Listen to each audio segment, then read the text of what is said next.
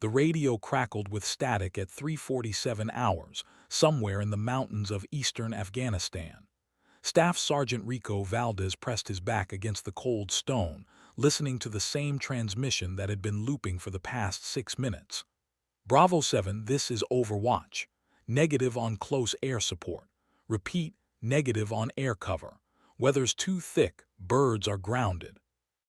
The Navy SEALs of Bravo 7 weren't buying it. They'd been pinned down by Taliban fighters for 3 hours in a valley that wasn't supposed to exist on any intelligence map. The mission had gone sideways the moment they'd fast-roped from the Chinook into what was supposed to be a routine HVT extraction.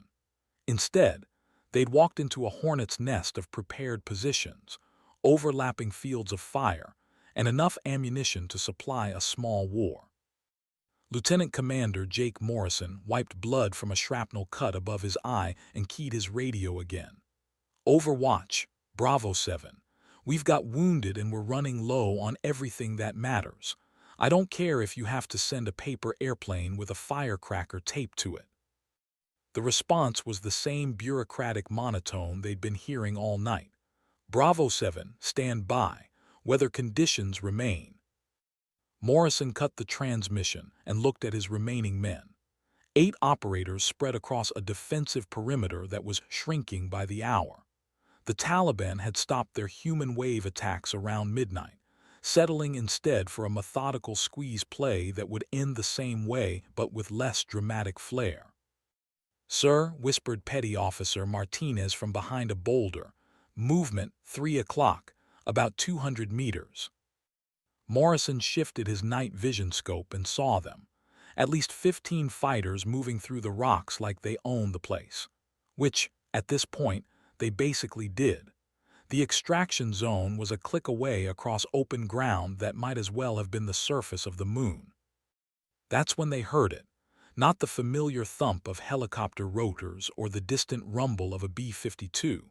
This was different.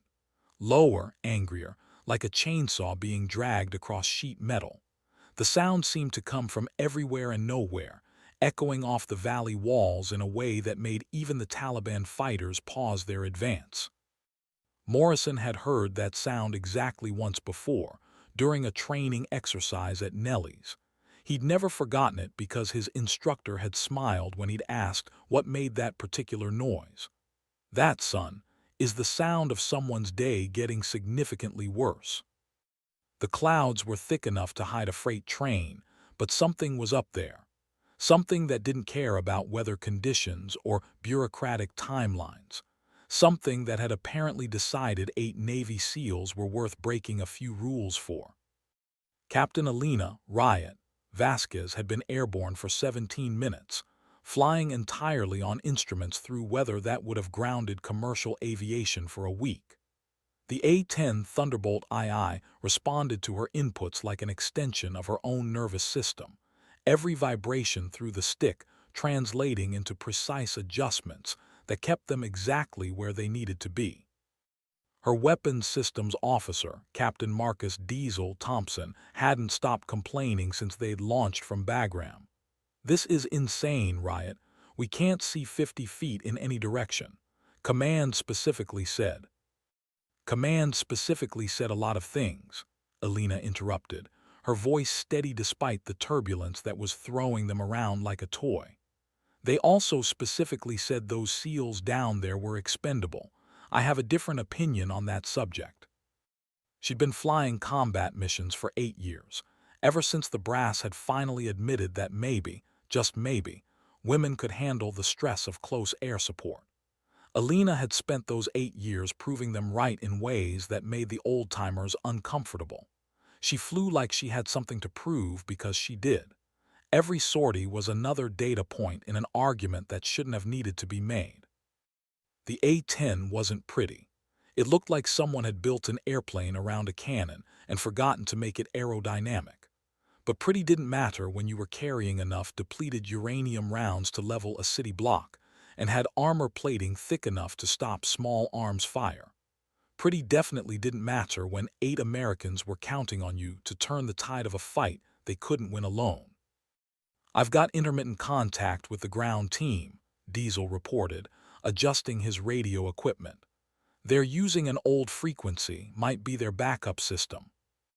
Alina clicked her mic twice in acknowledgement. The A-10's radar was useless in these conditions, but she didn't need radar for what she was planning. She needed instinct, experience, and the kind of reckless confidence that had gotten her in trouble with superior officers more times than she cared to count. Below them, somewhere in the soup of clouds and mountain peaks, 8 of America's finest were fighting for their lives. Above them, Alina Vasquez was about to remind everyone why the A-10 had earned the nickname Warthog. Not because it was ugly, but because it was mean, tough, and absolutely relentless once it caught your scent. The first rule of close air support was positive identification of targets. The second rule was maintaining safe distances from friendly forces. Alina was about to demonstrate why rules existed to be broken by people who understood them well enough to know when breaking them was the only option left. Staff Sergeant Valdez pressed himself deeper into the rocks as automatic weapons fire stitched a line of sparks across the stone above his head. The Taliban had gotten bold, moving closer with each passing hour. They knew the Americans were trapped, and they were taking their time about finishing the job. Contact left, shouted Petty Officer Kim from the far side of their shrinking perimeter. His M4 chattered in controlled bursts, the muzzle flash illuminating his face in stroboscopic snapshots of concentration and controlled fear. Morrison low-crawled to Valdez's position, dragging a field radio that had seen better decades. Riot, this is Bravo 7. If you're up there, we need you now. Grid 77 Alpha Delta 496. Danger close, repeat, danger close.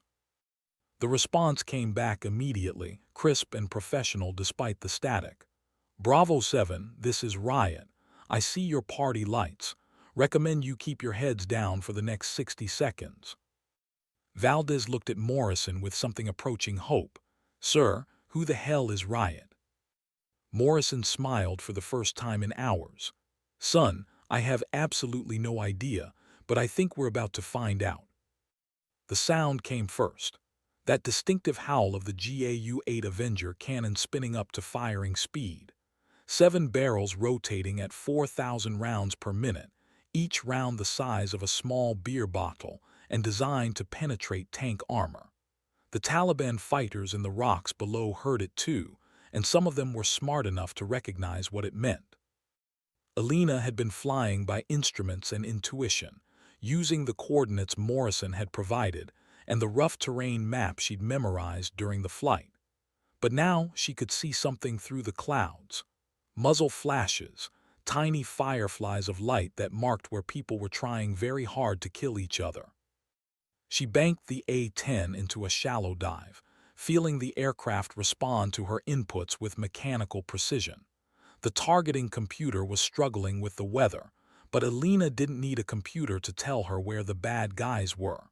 They were the ones shooting at the good guys. Diesel, time to earn our flight pay, she said, her finger hovering over the cannon trigger. Guns.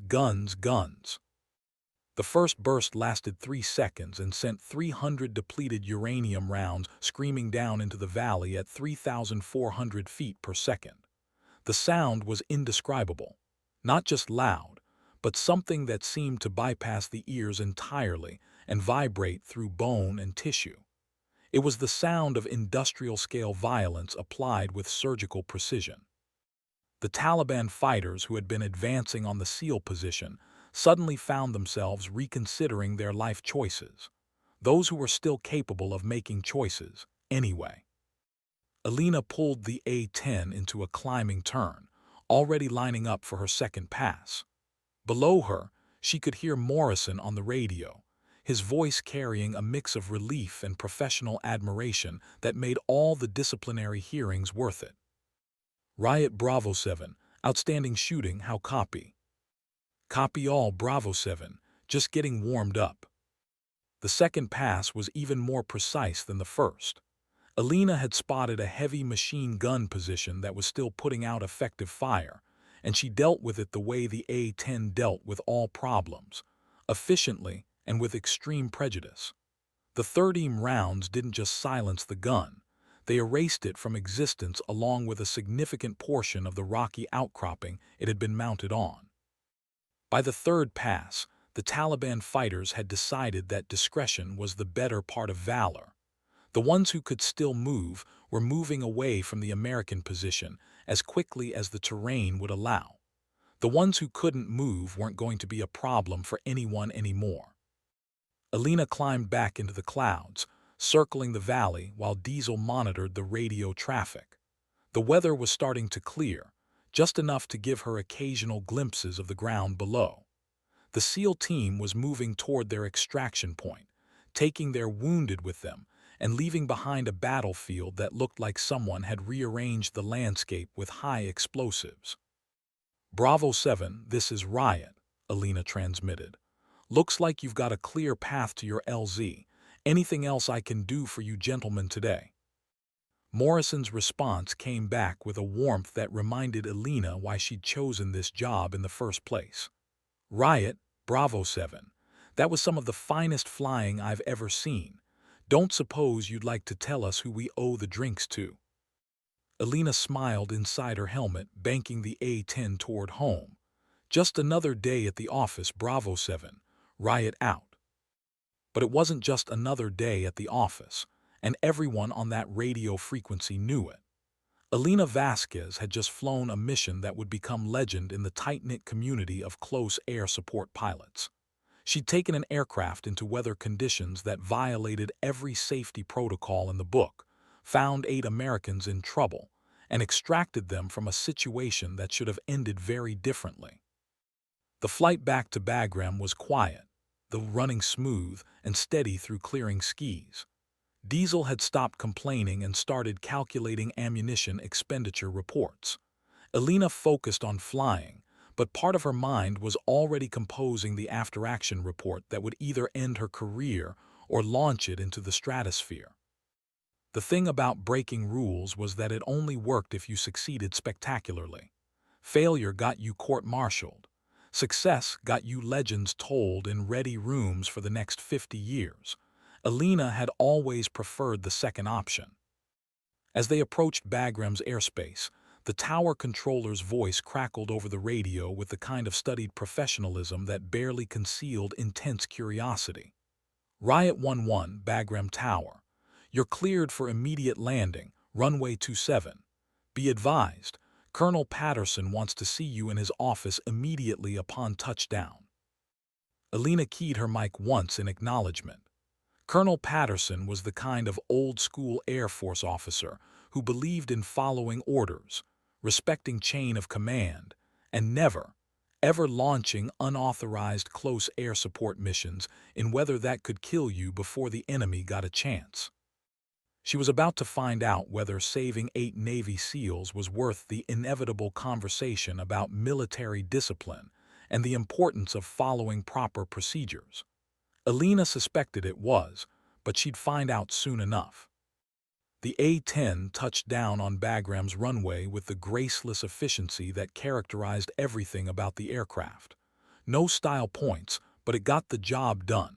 As Alina taxied toward the flight line, she could see vehicles already moving to intercept them. Some of them looked official. Others looked like they might contain people who wanted to shake her hand. The debrief took place in a sterile conference room that smelled like coffee and bureaucracy. Colonel Patterson sat at the head of a table, surrounded by intelligence officers, operations planners, and at least 2 people Alina didn't recognize, but who carried themselves like they'd spent their careers making hard decisions in small rooms. Captain Vasquez, Patterson began, his voice carefully neutral, you launched an unauthorized mission into weather conditions that were explicitly classified as no-fly. You engaged targets without proper clearance from tactical air control, and you exposed a valuable aircraft and crew to unnecessary risk. Alina sat at attention, her hands folded in her lap. Yes, sir. Patterson paused, consulting a folder thick with radio transcripts and mission reports. You also saved 8 Navy SEALs who would otherwise be coming home in boxes. The JSOC commander specifically requested that I pass along his personal thanks. The silence stretched for several seconds before Patterson smiled slightly. Captain, in my 30 years of service, I've learned that there's a difference between good judgment and good results. You showed questionable judgment last night. You also achieved exceptional results. One of the intelligence officers leaned forward. Captain, we'd like to understand your decision-making process. What made you believe you could successfully prosecute targets in those weather conditions? Alina considered her answer carefully. Sir, I had confidence in my aircraft, my training, and my weapons systems officer. The SEALs needed immediate support, and I assessed that the risk was acceptable given the alternatives. What she didn't say was that she'd heard something in Morrison's voice that reminded her of her brother's final radio transmission from Fallujah. She didn't mention that she'd been flying combat missions for 8 years while being told she wasn't tough enough, smart enough, or aggressive enough to handle the pressure. She certainly didn't explain that every sortie was a chance to prove that women belonged in combat aircraft, doing the jobs that needed doing regardless of what anyone thought about their gender. The Taliban fighters you engaged were part of a larger network we've been tracking for months, the intelligence officer continued. Your action disrupted a planned offensive that could have cost significant American and Afghan lives. Patterson nodded slowly. Captain Vasquez, I'm recommending you for the Distinguished Flying Cross. I'm also issuing you a formal reprimand for violation of standing orders. I trust you understand the distinction. Alina understood perfectly. She'd done the right thing the wrong way, and the Air Force was acknowledging both facts. Yes, sir, understood. As the meeting concluded, one of the unknown officials approached her. Captain, I'm Colonel Mitchell from Special Operations Command. We've been looking for pilots with your particular combination of skills and judgment, interested in a conversation about your next assignment. Alina looked at him with the same steady gaze she'd used to line up targets in zero visibility weather. Yes, sir, I believe I am. The legend of Riot was born in a valley in Afghanistan, but it would grow in briefing rooms and ready rooms across every military base where close air support pilots gathered to trade stories. Alina Vasquez had shown that sometimes the most important missions were the ones nobody authorized, and the best pilots were the ones willing to break rules when breaking rules meant bringing Americans home alive. The A-10 Warthog had earned another chapter in its reputation as an ungainly aircraft that did beautiful work when the chips were down. And Alina Vasquez had earned her place among the pilots who understood that flying was about more than just following procedures. Sometimes it was about doing what needed to be done, regardless of what the manual said was possible. 6 months later, Alina was flying different missions in different aircraft, but she never forgot the sound of Morrison's voice thanking her over the radio. In a profession where success was measured in terms of ordnance delivered and targets destroyed, she'd learned that sometimes the most important metric was simply bringing people home. Word of the unauthorized mission spread through military channels with the speed that only truly exceptional stories achieve. Alina Vasquez became Riot to everyone who knew the story, a call sign that carried weight in communities where call signs mattered more than rank or pedigree. The SEALs of Bravo 7 made it home to tell their own version of the story, and their version focused less on military protocol and more on the sound of salvation arriving through clouds thick enough to hide mountains. They talked about a pilot who'd flown through weather that should have been impossible, found them when nobody else could, and turned certain death into a manageable Wednesday afternoon. Alina never sought recognition for the mission, but recognition found her anyway. The Distinguished Flying Cross came with a ceremony that she endured with professional grace, standing at attention while generals talked about duty and sacrifice and the finest traditions of military aviation. What mattered more were the quiet conversations afterward, when other pilots approached her with questions about whether flying and target acquisition in low visibility conditions. Alina answered their questions with the same precision she brought to everything else, sharing knowledge that might someday save other lives in other valleys where the rules weren't adequate for the reality on the ground. The reprimand went into her personnel file and stayed there, a permanent reminder that even successful rule-breaking carried consequences. Alina accepted it without complaint, understanding that institutions needed consistency even when individuals needed flexibility. Colonel Mitchell's conversation had led to a position with a unit that didn't officially exist, flying missions that didn't officially happen in support of operations that were definitely not taking place in countries where American aircraft had no business being. Alina found the work suited her temperament perfectly. The new assignment came with better aircraft, more challenging missions, and the kind of operational freedom that most pilots only dreamed about. It also came with the understanding that success would be measured in silence, and failure would be measured in headlines that nobody wanted to see. Alina thrived in the environment of controlled chaos that characterized special operations aviation. She flew missions that required the kind of precision and judgment she demonstrated over Afghanistan, but with even higher stakes and even less margin for error. The pilots in her new unit had all earned their positions through similar demonstrations of competence under pressure. They were the kind of aviators who understood that sometimes the most important word in military aviation wasn't "yes, sir," but "I've got this." Alina's reputation preceded her into the unit, and her performance there only enhanced it. She became known as the pilot you wanted when the mission was impossible, the weather was terrible, and the alternatives were unacceptable. But reputation was a double-edged sword in military aviation. It opened doors, but it also created expectations that could be difficult to meet. Alina understood that every mission was both an opportunity and a test, a chance to prove that her previous success hadn't been luck. She approached each new challenge with the same methodical preparation and aggressive execution that had characterized her unauthorized flight over Afghanistan. Alina studied her aircraft systems until she could troubleshoot problems by sound, memorize terrain maps, until she could navigate by landmarks invisible to other pilots, and practiced emergency procedures until they became instinctive. The other pilots in the unit learned to trust her judgment completely, understanding that when Alina Vasquez said something could be done, it probably could be done, even if the manual suggested otherwise. Years passed, and Alina accumulated a collection of missions that would never be discussed publicly, but would be remembered privately by the people whose lives she'd affected. Each successful sortie added another layer to the legend of Riot, the pilot who flew through impossible weather to save 8 SEALs, and then kept flying similar missions because that's what needed to be done. The military aviation community was small enough that stories traveled quickly between units and bases.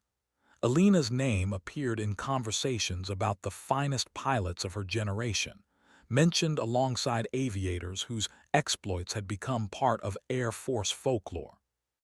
She never encouraged the attention, but she understood its value. In a profession where credibility was everything, reputation could mean the difference between being trusted with critical missions and being assigned to routine patrols.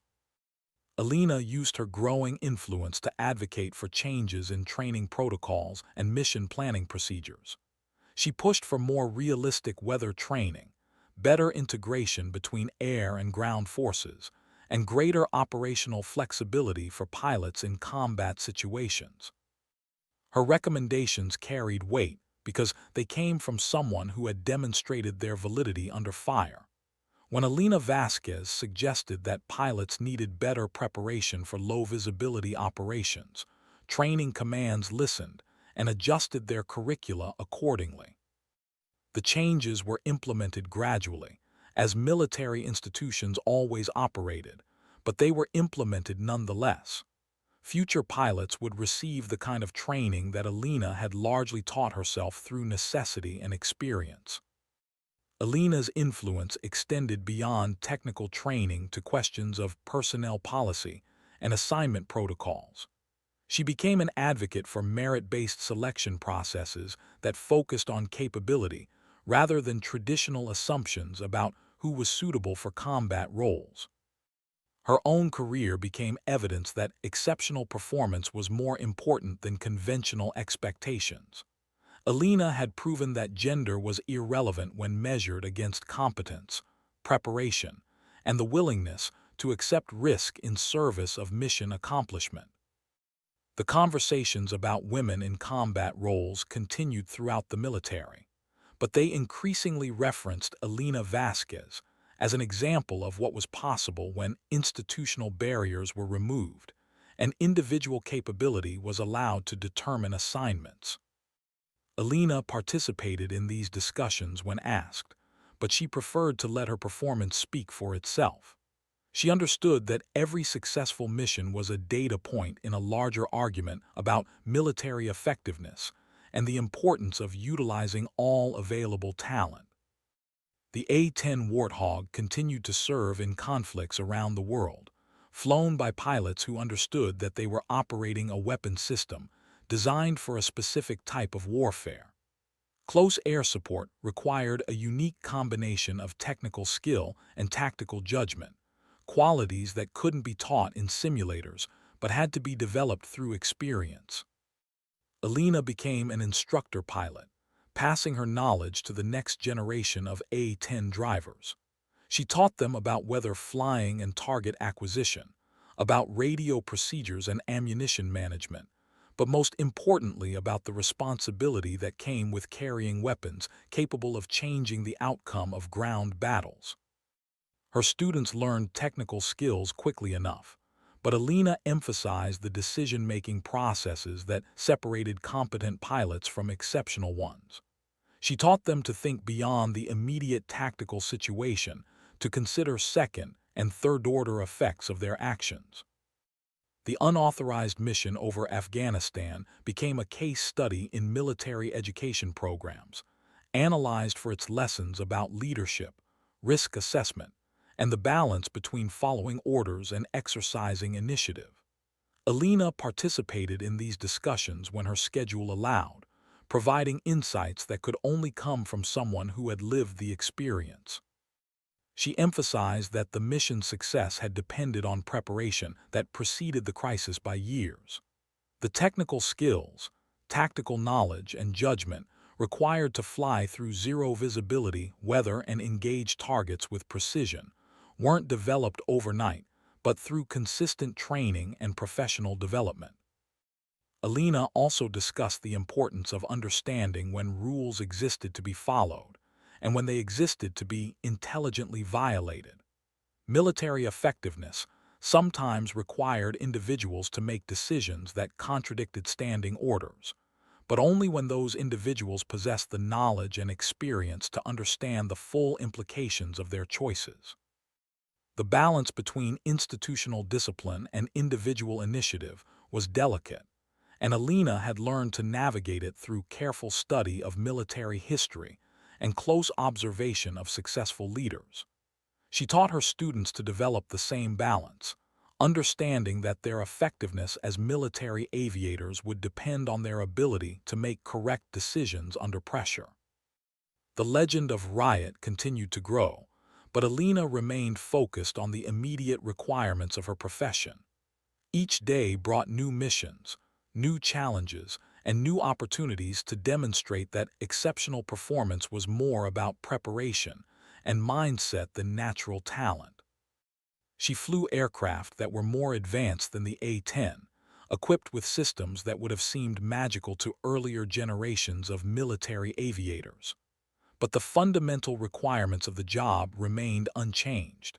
Deliver ordnance accurately, bring everyone home alive, and complete the mission regardless of what obstacles presented themselves.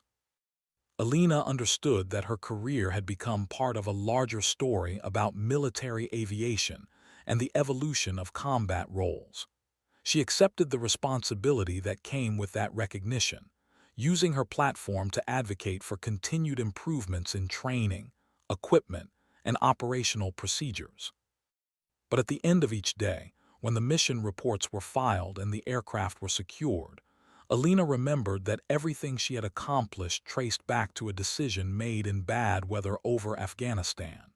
She had chosen to believe that 8 Navy SEALs were worth the risk, and that decision had shaped everything that followed. The choice to launch that unauthorized mission had defined not just her career, but her understanding of what military service meant.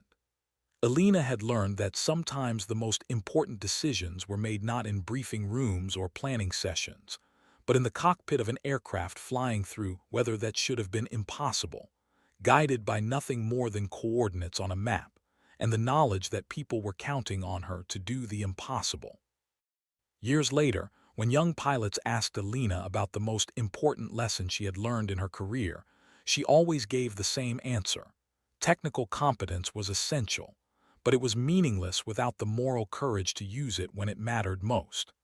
The A-10 was a magnificent weapon system, but it was only as good as the pilot who flew it, and the decisions that pilot made when the rules weren't adequate for the reality on the ground. Alina Vasquez had become Riot in the space of a few minutes over a valley in Afghanistan, but she had spent the rest of her career proving that the call sign represented more than just one exceptional mission. It represented a commitment to excellence that transcended individual achievement and contributed to the larger mission of protecting those who needed protection. The SEALs of Bravo 7 had gone home to their families because Alina Vasquez had chosen to believe that no weather was too bad, no mission too dangerous, and no rule too important when measured against the lives of 8 Americans who were counting on her to do what others said couldn't be done. That was the real story of Riot, not just a pilot who had flown through impossible weather, but a military aviator who had understood that sometimes the most important victories were won not by following procedures, but by deciding that the people depending on you were worth any risk necessary to bring them home alive. Alina Vasquez had made that decision, and 8 families had welcomed their sons and fathers and brothers home because of it. The legend would continue, told in ready rooms and briefing facilities, wherever military aviators gathered to discuss the finest traditions of their profession. But the truth was simpler and more powerful than any legend. Alina Vasquez had done her job, regardless of the obstacles, because doing her job meant that other people got to go home to theirs. In the end, that was what military aviation was about. Not the aircraft or the weapons or the technology, but the understanding that somewhere on the ground, people were counting on you to be better than the circumstances, more capable than the conditions, and more determined than the opposition. Alina Vasquez had proven herself worthy of that trust, and in doing so, she had earned her place among the finest pilots of her generation. The mission that had begun as an unauthorized flight through impossible weather had evolved into something larger, a testament to the idea that military excellence wasn't about following every rule, but about understanding which rules mattered most. Alina had learned that the most important rule was simple. When Americans were in trouble, you found a way to help them, regardless of what the manual said was possible. Staff Sergeant Rico Valdez never forgot the sound of the A-10's cannon tearing through the morning air above that Afghan valley. Years later, when he was training new SEALs at Coronado, he would tell them about the pilot who had appeared out of nowhere when nobody else was coming. He would describe the methodical precision with which she had eliminated threats that had seemed insurmountable minutes before. "That's when I learned the difference between good pilots and great pilots," Valdez would tell his students. "Good pilots follow procedures. Great pilots understand that sometimes procedures aren't enough, and they find a way to do what needs to be done anyway." The story always ended the same way, with Valdez explaining that Alina Vasquez had never asked for recognition or reward for what she had done. She had simply seen Americans in trouble and had decided that getting them home was more important than following weather minimums or waiting for official approval. Lieutenant Commander Jake Morrison had gone on to command his own SEAL teams, leading operations in theaters where the enemy was more sophisticated and the stakes were higher. But he never forgot the lesson he had learned in that Afghan valley, that sometimes salvation came from the most unexpected sources, delivered by people who had decided that duty meant more than following orders. Morrison had tried to track down Riot after the mission, wanting to thank her personally for what she had done. But Elena Vasquez had already moved on to another assignment, another aircraft, another set of impossible missions that nobody was supposed to be able to complete. He had eventually found her, years later, at a ceremony honoring Special Operations Aviation. Elena had been receiving another award for another mission that officially had never happened, and Morrison had approached her afterward to shake her hand and tell her what her actions had meant to his team. "Ma'am," he had said, "I don't know if you remember, but you saved my team in Afghanistan. Call sign Bravo 7. Elena had smiled slightly, the same expression she had worn in the cockpit while lining up targets through zero-visibility clouds. "I remember, Commander. How are your men?" "All of them made it home," Morrison had replied. "All of them got to see their families again because of what you did." Elena had nodded once, understanding that this was both a thank you and a completion of something that had begun in that valley years before. "That's what we're here for, Commander. That's what we're all here for." The conversation had lasted only a few minutes, but Morrison had walked away understanding something fundamental about military service.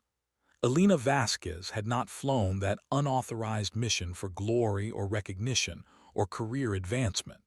She had flown it because 8 Americans needed help, and she had possessed the capability to provide that help. The purity of that motivation had impressed Morrison more than the technical skill required to complete the mission. Anyone could learn to fly an A-10 through bad weather, given enough training and experience. But not everyone would choose to take the risk when the safer option was to follow orders and let someone else take responsibility for the consequences. Elena's willingness to accept that responsibility had defined not just her career, but her understanding of what military service meant. She had learned that leadership wasn't about rank or position, but about the willingness to make difficult decisions when the stakes were highest and the guidance was inadequate. The unauthorized mission had become a case study taught at military academies and staff colleges, analyzed for its lessons about initiative, risk assessment, and the balance between institutional discipline and individual responsibility. Elena had participated in some of these discussions, providing insights that could only come from someone who had lived the experience. She had emphasized that the mission's success had depended on preparation that had preceded the crisis by years. The technical skills required to fly through zero visibility, whether weren't developed overnight but through consistent training and professional development. The tactical knowledge needed to engage targets with precision, while maintaining safe distances from friendly forces, came from studying similar situations and learning from other pilots' experiences. But most importantly, the judgment required to decide when rules should be broken came from understanding why those rules existed in the first place. Elena had not violated whether minimums casually or recklessly.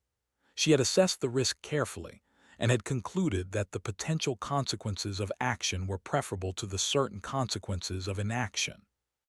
Military effectiveness sometimes requires individuals to make decisions that contradict standing orders, Elena would explain to students at the Air War College. But those decisions should never be made lightly, and they should always be made by people who possess the knowledge and experience to understand the full implications of their choices. The balance between institutional discipline and individual initiative was delicate, requiring a deep understanding of both military doctrine and practical realities. Elena had spent her career learning to navigate that balance, understanding that her effectiveness as a military aviator depended on her ability to make correct decisions under pressure. The A-10 Warthog had continued to serve in conflicts around the world, flown by pilots who understood that they were operating a weapon system designed for a specific type of warfare. Close air support required a unique combination of technical skill and tactical judgment, qualities that couldn't be taught in simulators but had to be developed through experience. Alina had become an instructor pilot, passing her knowledge to the next generation of A-10 drivers. She taught them about weather flying and target acquisition, about radio procedures and ammunition management, but most importantly about the responsibility that came with carrying weapons capable of changing the outcome of ground battles. Her students learned technical skills quickly enough, but Alina emphasized the decision-making processes that separated competent pilots from exceptional ones. She taught them to think beyond the immediate tactical situation, to consider second and third-order effects of their actions. Every round you fire changes something, Alina would tell her students during training exercises at the Nevada Test and Training Range. Your job is to make sure it changes things in the right direction. The training scenarios Alina designed were notoriously difficult, forcing her students to make decisions under time pressure with incomplete information. She would create situations where following standard procedures would result in mission failure, requiring pilots to demonstrate the kind of tactical flexibility that had characterized her unauthorized flight over Afghanistan. The enemy doesn't follow our procedures, Alina would explain after particularly challenging exercises. They don't care about our weather minimums or our safety protocols.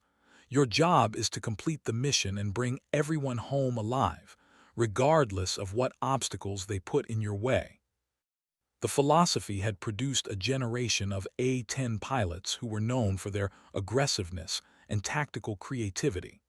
They understood that their aircraft was designed to operate in hostile environments where other planes couldn't survive, and they flew accordingly.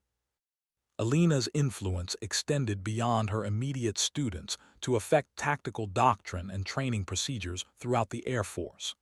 Her recommendations for improved weather training and enhanced integration between air and ground forces were implemented gradually but consistently, improving the effectiveness of close air support operations across all theaters. The changes were implemented quietly, as military institutions always operated, but they were implemented nonetheless. Future pilots received the kind of training that Alina had largely taught herself through necessity and experience, giving them capabilities that previous generations of aviators had been forced to develop through trial and error. Alina's advocacy for merit-based selection processes had also produced results, contributing to changes in personnel policies that emphasized capability over traditional assumptions about who was suitable for combat roles. Her own career had become evidence that exceptional performance was more important than conventional expectations. The conversations about women in combat roles continued throughout the military, but they increasingly referenced Alina Vasquez as an example of what was possible when institutional barriers were removed and individual capability was allowed to determine assignments. Alina participated in these discussions when asked, but she preferred to let her performance speak for itself. She understood that every successful mission was a data point in a larger argument about military effectiveness and the importance of utilizing all available talent. Alina had never sought to be a symbol or a spokesperson, but she accepted the responsibility that came with her visibility and used it to advocate for continued progress. The unauthorized mission over Afghanistan had demonstrated something important about military leadership, that sometimes the most critical decisions were made not by generals in command centers, but by individual operators who possessed the technical competence and moral courage to act when action was required. Alina Vasquez had proven that leadership wasn't about rank or position, but about the willingness to accept responsibility for outcomes when the stakes were highest and the guidance was inadequate. She had shown that military excellence required not just technical skill, but the judgment to know when rules should be followed and when they should be intelligently violated. The SEALs of Bravo 7 had returned to their families because Alina had made a decision that prioritized mission accomplishment over institutional compliance. 8 Americans had lived to fight another day because one pilot had chosen to believe that no weather was too bad and no rule too important when measured against the lives of people who were counting on her. The story of Riot had become part of military folklore, told in ready rooms and briefing facilities wherever aviators gathered to discuss the finest traditions of their profession. But Alina understood that the real story was simpler than any legend.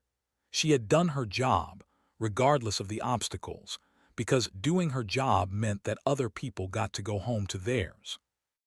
Years had passed since that morning in Afghanistan, but Alina still flew combat missions in aircraft that were more advanced than the A-10. The technology had evolved, but the fundamental requirements of close air support remained unchanged. Deliver ordnance accurately, bring everyone home alive, and complete the mission regardless of what obstacles presented themselves. Alina approached each new challenge with the same methodical preparation and aggressive execution that had characterized her unauthorized flight through impossible weather. She studied her aircraft systems until she could troubleshoot problems by sound, memorize terrain maps, until she could navigate by landmarks invisible to other pilots, and practiced emergency procedures until they became instinctive. The other pilots in her current unit had learned to trust her judgment completely, understanding that when Alina Vasquez said something could be done, it probably could be done, even if the manual suggested otherwise. Her reputation had preceded her into every assignment, opening doors, but also creating expectations that could be difficult to meet. Alina understood that reputation was a double-edged sword in military aviation. It provided opportunities to influence policy and training procedures, but it also meant that every mission was both an opportunity and a test. She had learned to use her credibility wisely, advocating for changes that would improve military effectiveness while maintaining the professional relationships that made such advocacy possible. The legend of Riot continued to grow with each passing year, enhanced by new missions and new demonstrations of exceptional performance under pressure. Alina had accumulated a collection of operational experiences that would never be discussed publicly, but would be remembered privately by the people whose lives she had affected. Each successful sortie had added another layer to her reputation, creating a body of work that spoke to the highest traditions of military aviation. Alina had become known as the pilot you wanted when the mission was impossible, the weather was terrible, and the alternatives were unacceptable. But Alina remained focused on the immediate requirements of her profession, understanding that her effectiveness depended not on past achievements, but on her ability to meet current challenges. Each day brought new missions, new obstacles, and new opportunities to demonstrate that exceptional performance was more about preparation and mindset than natural talent.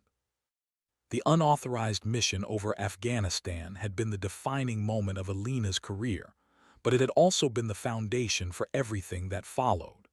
She had learned that military service was about more than following procedures or achieving personal advancement. It was about understanding that somewhere on the ground, people were counting on you to be better than the circumstances. Alina Vasquez had proven herself worthy of that trust repeatedly, in theaters where the enemy was more sophisticated and the stakes were higher than anything she had faced in Afghanistan. But she never forgot the lesson she had learned in that valley, that sometimes the most important victories were won not by following procedures, but by deciding that the people depending on you were worth any risk necessary to bring them home alive. The A-10 Warthog had been retired from active service, replaced by more modern aircraft with advanced avionics and stealth capabilities. But the spirit that had animated Alina's unauthorized mission lived on in the pilots who flew the new generation of close air support aircraft. They understood that their job was not about the technology they operated, but about the people they protected. Alina had helped train many of these pilots, passing on not just technical knowledge, but the philosophical understanding that made the difference between competent aviators and exceptional ones. She had taught them that military aviation was ultimately about service. Service to the mission, service to the nation, and most importantly, service to the individual Americans who depended on them to do the impossible when the impossible was what the situation required. The story of Riot would continue to be told long after Alina Vasquez had flown her final mission. It would serve as a reminder that military excellence required not just technical competence but moral courage. Not just the ability to follow orders, but the wisdom to know when orders were inadequate for the reality on the ground. Alina had shown that sometimes the most important word in military aviation wasn't "yes, sir," but "I've got this." She had demonstrated that leadership meant accepting responsibility for outcomes when the stakes were highest and the guidance was uncertain. Most importantly, she had proven that 8 Navy SEALs were worth breaking every rule in the book, because at the end of the day, bringing Americans home alive was what military service was all about. The weather had been impossible that morning in Afghanistan, but Alina Vasquez had found a way through it anyway. The mission had been unauthorized, but she had completed it successfully. The rules had said it couldn't be done, but 8 Navy SEALs had lived to disagree. In the annals of military aviation, some stories become legends because they capture something essential about the profession itself. The story of Riot was one of those stories. 15 years after that unauthorized flight, Colonel Alina Vasquez stood in the Pentagon briefing room, addressing a gathering of senior military leaders about the future of close air support doctrine. The stars on her shoulders represented not just personal achievement, but institutional recognition that her approach to military aviation had proven its worth across multiple conflicts and operational environments.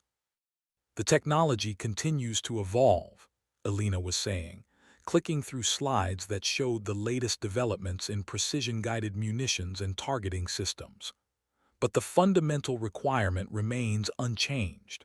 Somewhere on the ground, Americans are counting on us to find a way to help them, regardless of what obstacles we encounter. The audience included generals and admirals who had built their careers on different philosophies of military leadership, but they listened respectfully. Alina Vasquez had earned the right to speak about close air support through decades of operational experience that included missions most of them could only imagine. After the briefing, Alina walked through the corridors of the Pentagon, past photographs of previous generations of military leaders who had faced their own impossible situations and found ways to overcome them. She understood that her own story was part of a larger narrative about American military excellence that stretched back to Valley Forge and forward to conflicts that hadn't yet begun. The unauthorized mission over Afghanistan had been the beginning, not the end, of Alina's contribution to that narrative. In the years that followed, she had flown missions in Syria, Somalia, and a dozen other places where American forces operated in environments that tested the limits of both technology and human capability. Each mission had reinforced the lessons Alina had learned in that Afghan valley, that military effectiveness depended less on perfect equipment than on the willingness of individual operators to push beyond what seemed possible.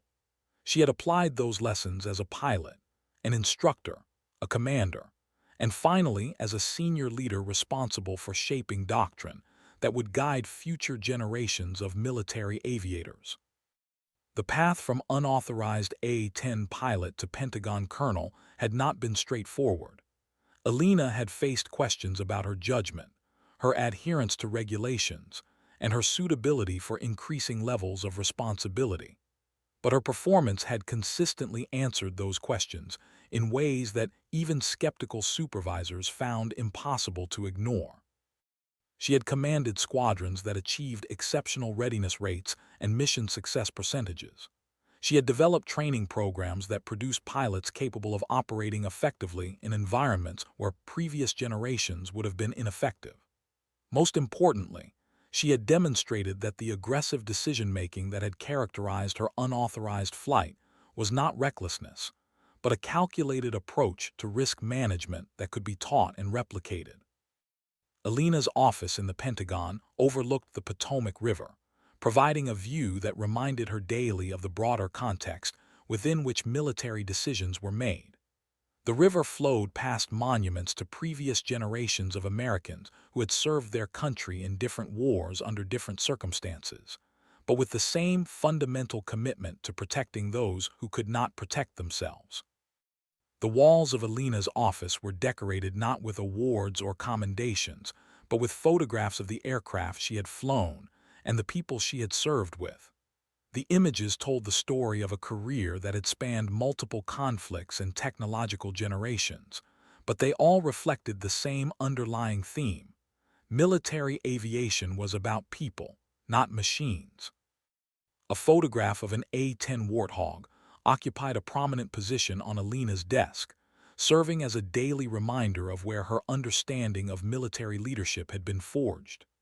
The aircraft in the photograph was not the same one she had flown over Afghanistan, but it represented the same principles that had guided that unauthorized mission: durability, effectiveness, and the willingness to operate in conditions where other systems would fail. Alina had kept in touch with several of the SEALs from Bravo 7 over the years, following their careers as they advanced through the ranks and took on increasing levels of responsibility within the special operations community.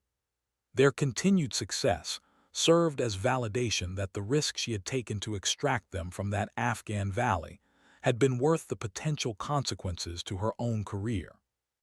Staff Sergeant Rico Valdez had become a Master Chief Petty Officer, leading SEAL teams in operations that officially did not exist. He still told the story of Alina's unauthorized mission to new SEALs during training, emphasizing that sometimes salvation came from unexpected sources, and that the best military leaders were those who understood when rules needed to be broken. Lieutenant Commander Jake Morrison had achieved flag rank, commanding Special Operations Forces across multiple theaters. He had applied the lessons learned in that Afghan valley to situations where the stakes were higher and the margin for error was smaller, but the fundamental principle remained the same. When Americans were in trouble, you found a way to help them, regardless of what the manual said was possible.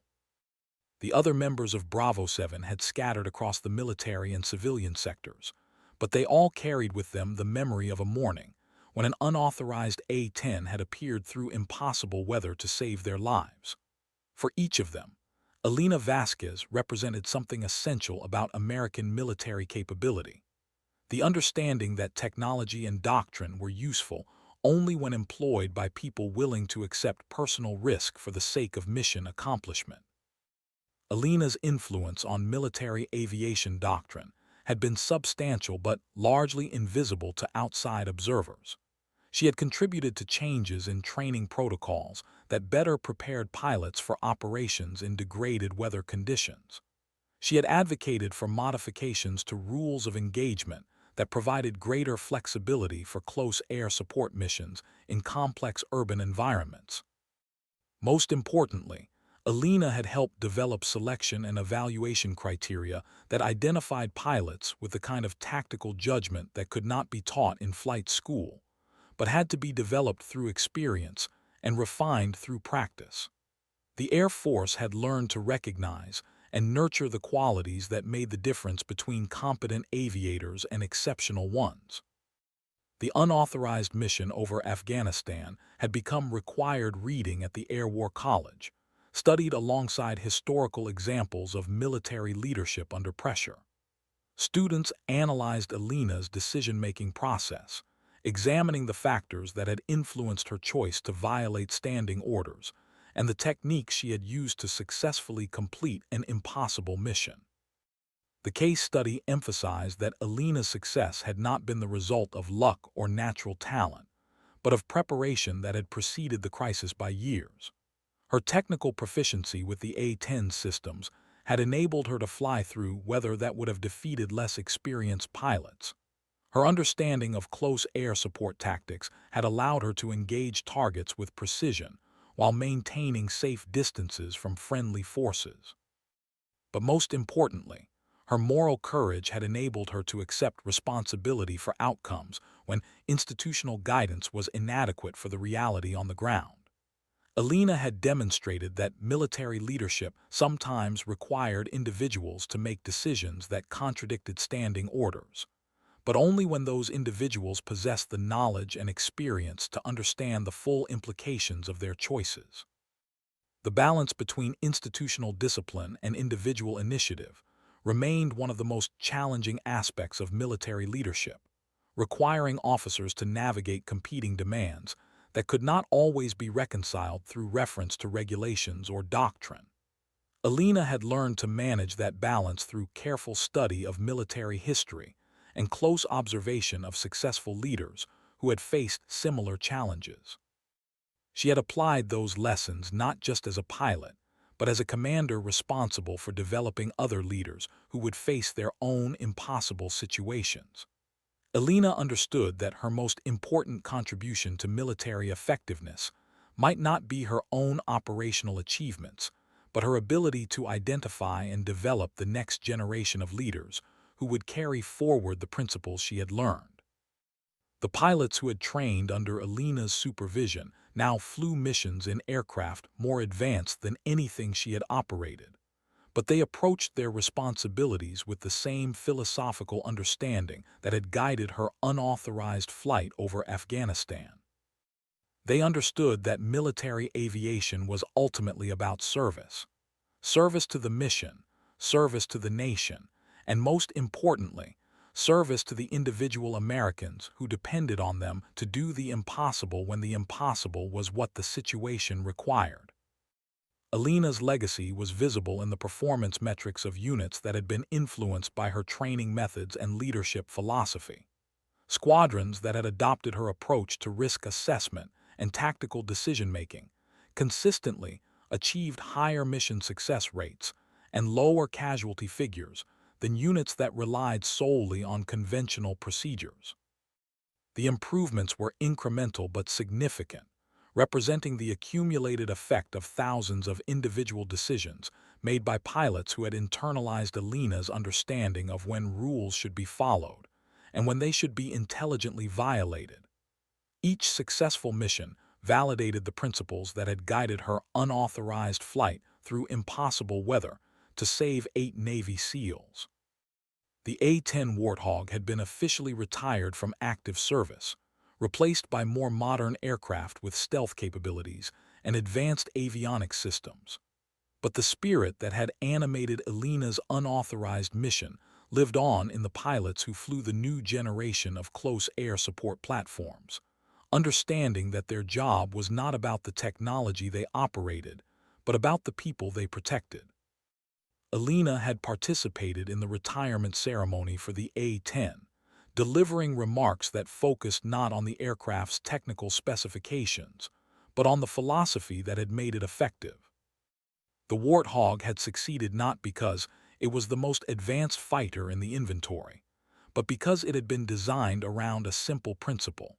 Sometimes the mission required an aircraft that could absorb punishment and keep flying, delivering ordnance with precision in conditions where other systems would fail. The A-10 taught us something important about military effectiveness, Alina had said during the ceremony. Sometimes the most sophisticated solution is not the most effective solution. Sometimes what you need is something simple, durable, and operated by people who understand that completing the mission is more important than looking good while you do it. The principle applied to more than just aircraft design. Alina had learned that military leadership was often about finding simple solutions to complex problems, about cutting through bureaucratic confusion to focus on what really mattered. The unauthorized mission over Afghanistan had been successful not because of sophisticated planning or advanced technology, but because one pilot had decided that 8 Americans needed help and had found a way to provide it.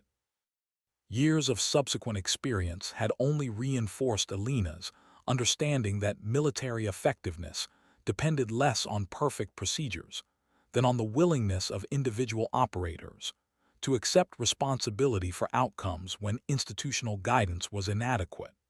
She had built her career around that understanding, developing leaders who could function effectively in the gray areas where doctrine provided insufficient guidance for practical decision-making. The lessons learned in that Afghan valley had influenced Alina's approach to every subsequent challenge, from tactical missions to strategic planning sessions in the Pentagon.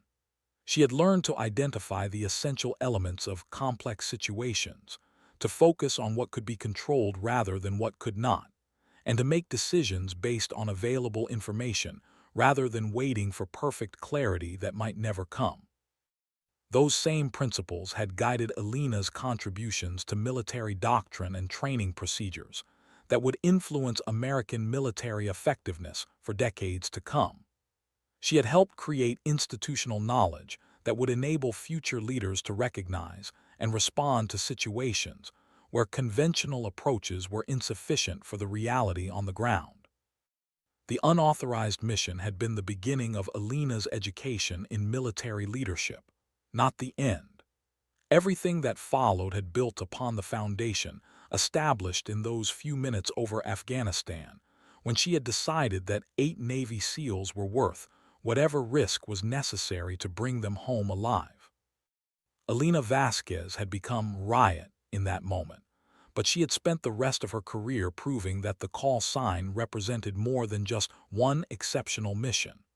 It represented a commitment to excellence that transcended individual achievement and contributed to the larger mission of protecting those who needed protection.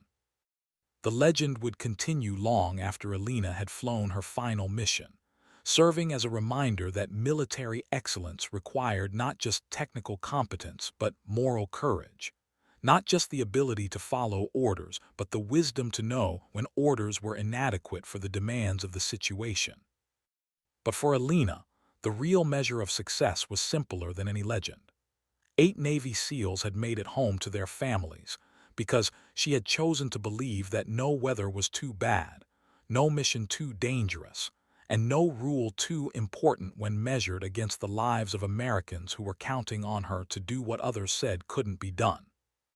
That was the real story of Riot, not just a pilot who had flown through impossible weather, but a military leader who had understood that sometimes the most important victories were won by deciding that the people depending on you were worth any risk necessary to bring them home alive. Alina Vasquez had made that decision repeatedly throughout her career, and American families had welcomed their sons and daughters home because of it.